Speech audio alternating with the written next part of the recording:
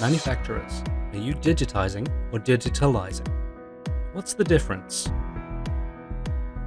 Digitisation is performing traditionally analog processes or actions digitally. Digitalisation involves re-engineering to take advantage of the latest technologies. Technologies such as AI, IIoT, computer vision, and machine learning can completely change old processes.